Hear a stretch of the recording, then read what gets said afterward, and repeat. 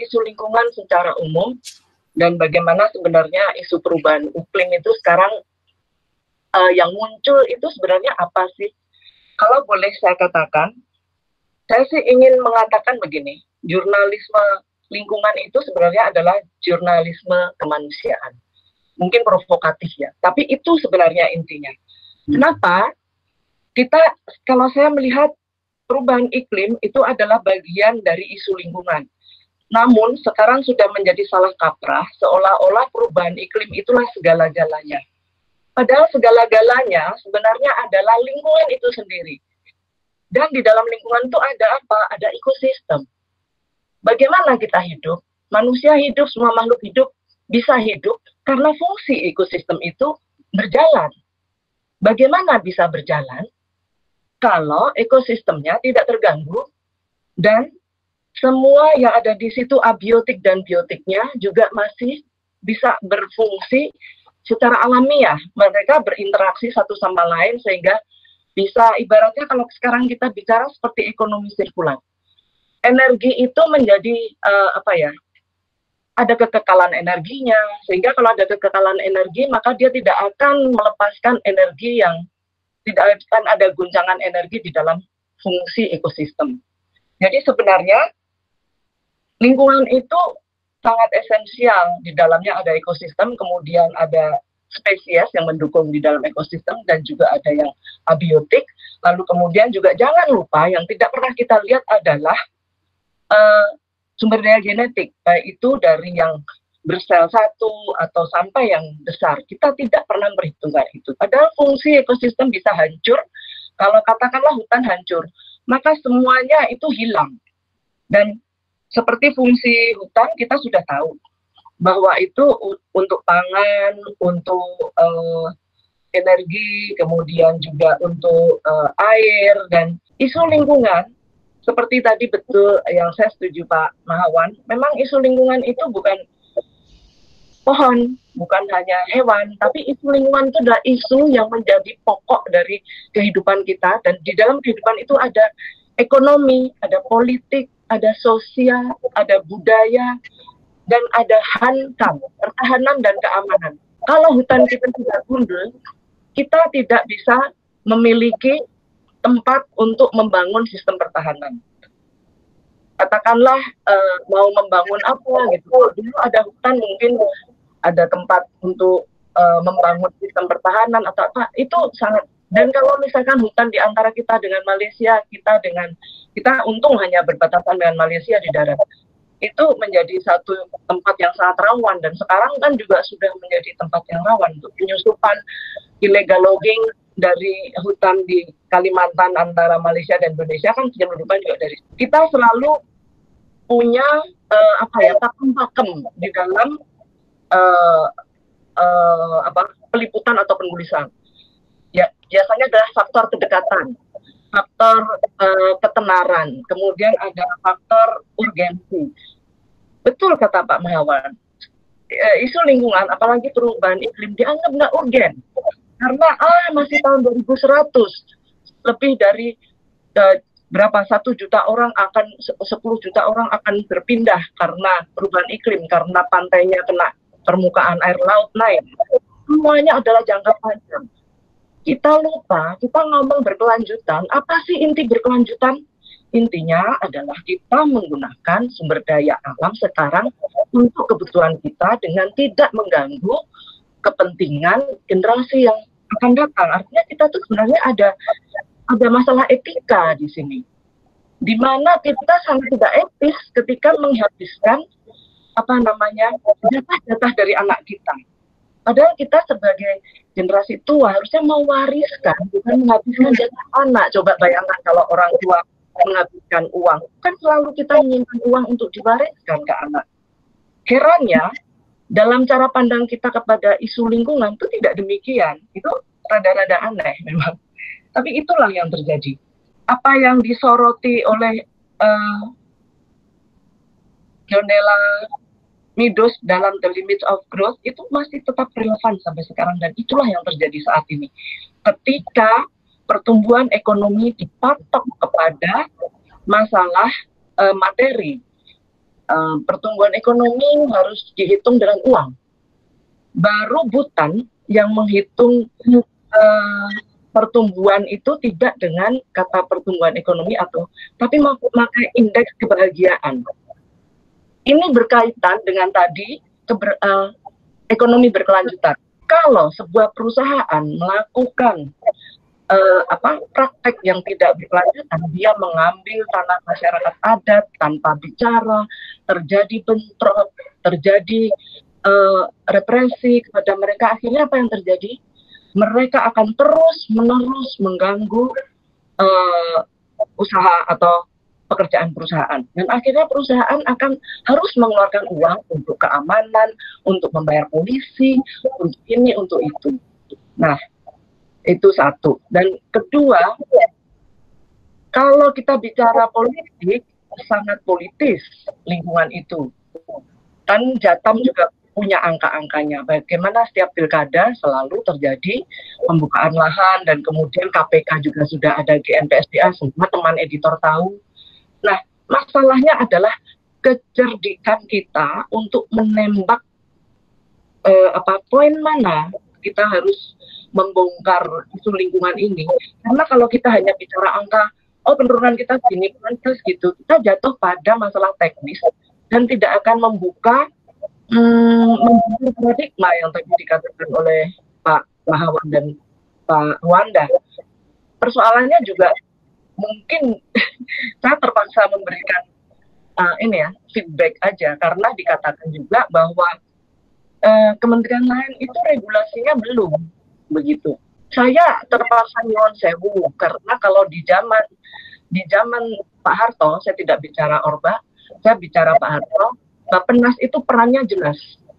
Dialah yang mengatur semua gerak pembangunan, sehingga semua kementerian itu adalah bergerak sesuai dengan komando atau organisasinya itu dipegang oleh Bappenas.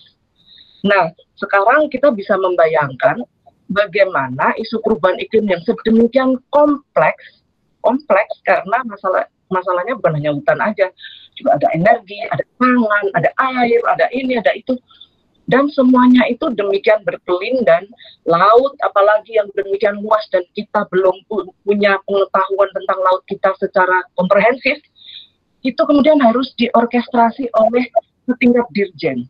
Saya mohon maaf, ini kita bicara secara logika saja. Jadi memang ada banyak persoalan yang sangat mendasar, sehingga kenapa kemudian isu lingkungan itu menjadi sebenarnya kemudian menjadi kayak rumit gitu ya, kayak kalau kemudian itu mau diurai, menurut saya ada cara yang lebih bagus ya sekarang karena ada online. Saya sudah melihat isu COVID-19 itu yang sedemikian kompleks, itu bisa dibikin komik oleh kompas.com. Dibikin komik sehingga menarik.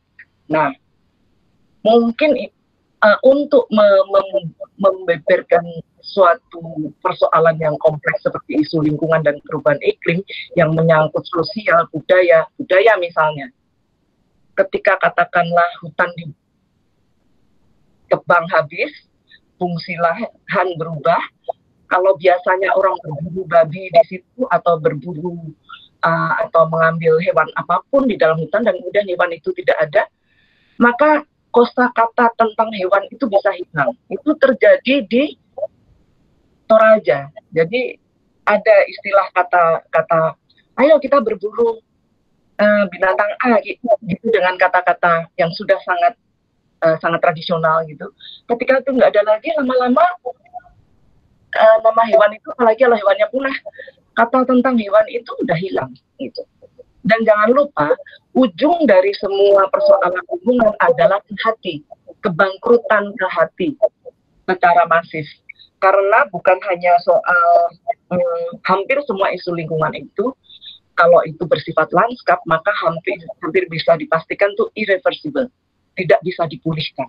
Bagaimana kita akan menghadirkan kepek, kita akan menghadirkan kubu gitu. Ada satu contoh, saya meliput penerbangan, dan kemudian berceritalah mereka yang membangun perluasan bandara Frankfurt. Mereka 2 tahun melakukan studi lingkungan untuk tempat yang akan mereka bongkar. Itu semacam hutan kecil di pinggir kota. Mereka teliti semua spesies yang ada di situ, semua diambil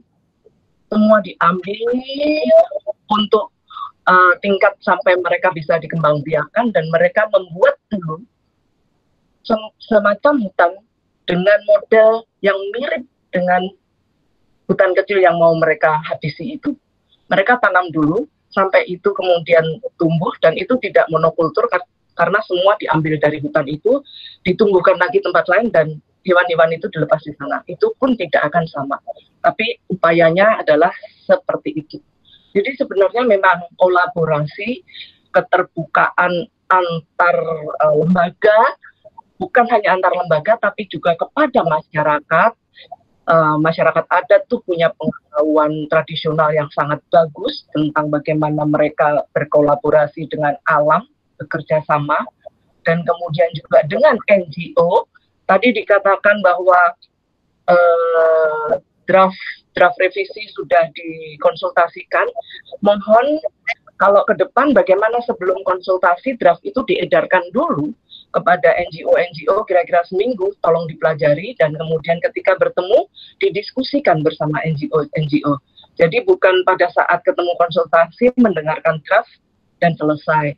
Mungkin itu tidak akan memberi masukan yang bagus. Soal transparansi dan kolaborasi kita bisa lihat pada Uni Eropa yang 28 negara. Mereka mencanangkan emisi 0%, kalau tidak salah, atau dari energi 0% sekitar tahun 2050. Saya bertanya kepada duta besarnya yang ada di sini, dan dia mengatakan itu 2 tahun mereka menggagas dari masyarakat, NGO, kemudian DPRD, kira-kira begitu, kemudian DPR, kemudian nasional, dari nasional kemudian ke negara-negara, semua anggota Uni Eropa.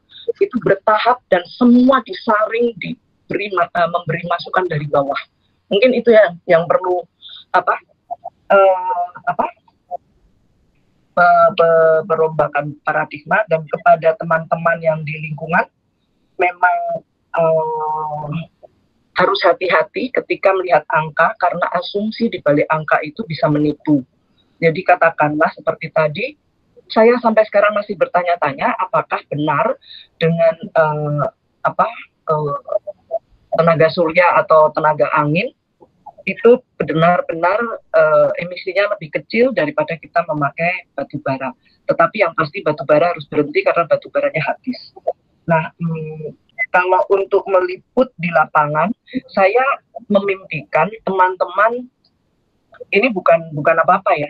Kalau kita ingin efek kepada perubahan paradigma masyarakat, dan kemudian juga memberi masukan agar ada perubahan dalam kebijakan publik, yang perlu dilakukan adalah drill, kalau bilangnya donder, artinya adalah